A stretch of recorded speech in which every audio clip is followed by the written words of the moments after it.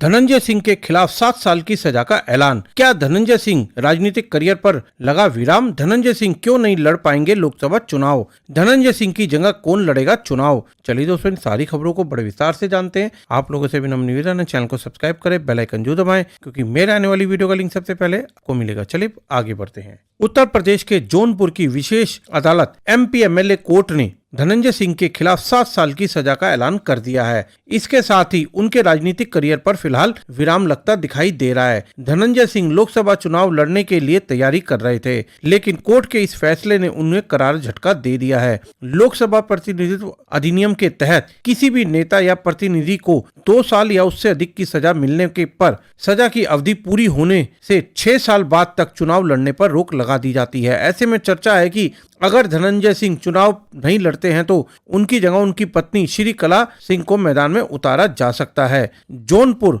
MP MLA court की सजा के बाद धनंजय सिंह वर्तमान स्थिति में करीब 13 साल तक चुनाव लड़ पाने में कामयाब नहीं हो पाएंगे। हालांकि उनकी तरफ से सजा को चुनौती जरूर दी जाएगी। सरकारी वकील सतीश कुमार पांडे ने बताया कि जौनपुर के पूर्व सांसद धनंजय सिंह सरकारी वकील सतीश कुमार पांडे ने बताया है कि जौनपुर के पूर्व सांसद धनंजय सिंह और उनके साथी संतोष कुमार के खिलाफ MP MLA कोर्ट ने IPC की धारा 364, 385, 504 और 506 के तहत सजा सुनाई है और IPC की धारा 364 के तहत 7 साल की कैद और 50,000 के जुर्माना और 25,000 का जुर्माना, धारा 504 में 1 वर्ष और धारा 506 के तहत लगे आरोप पर 2 वर्ष की सजा का ऐलान किया गया है। और नमामि गंगे प्रोजेक्ट के प्रोजेक्ट मैनेजर अभिनव सिंघल के अपहरण और रंगदारी मामले में पूर्व सांसद धनंजय सिंह और उनके सहयोगी संतोष विक्रम का आरोपी बनाया गया था और जौनपुर MP MLA कोर्ट ने उनके खिलाफ चल रही मंगलवार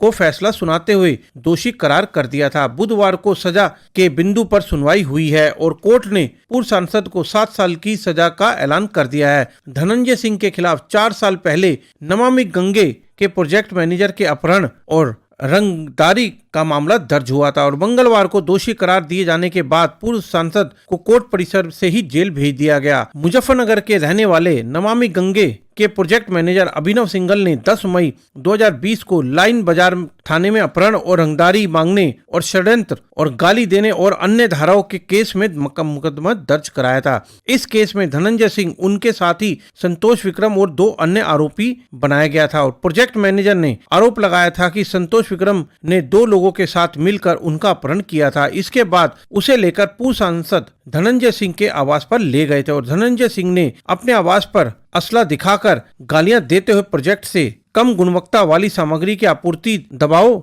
बनाना शुरू किया था। इससे इनकार करने की धमकी देते हुए रंगदारी भी मांगी और केस दर्ज होने के बाद 10 मई को ही धनंजय सिंह को पुलिस ने गिरफ्तार कर लिया था और बाद में उन्हें जमानत दे दी गई थी। इसके बाद पुलिस की कार्रवाई जारी रही और पुलिस ने जांच पूरी कर पूर्व सांसद और संतोष विक्रम के खिलाफ कोर्ट में आरोप पत्र दाखिल कर दिया। मंगलवार 5 मार्च को जौनपुर विशेष जज MP MLA कोर्ट शरद त्रिपाठी ने पूर्व सांसद और संतोष विक्रम को दोषी करार दे दिया। सरकारी वकील सतीश कुमार पांडे ने कहा है कि सजा पर सुनवाई के बाद फैसला सुनाया गया है और कोर्ट ने दोनों अभियुक्तों को बरकरार सजा मानी गई है और इस मामले में दबाव बनाने पर अलग से खेल खेला गया है और पूर्व सांसद धनंजय सिंह और उनके साथी संतोष विक्रम के मामले में वादी और गवाह के अपनी गवाही बदल दी थी। उन्होंने पूर्व सांसद को दोषी नहीं बताया था। हालांकि पुलिस की मजबूत जांच और सबूतों के आधार पर दोनों आरोपियों के खिलाफ कोर्ट में सुनवाई हुई है और कोर्ट ने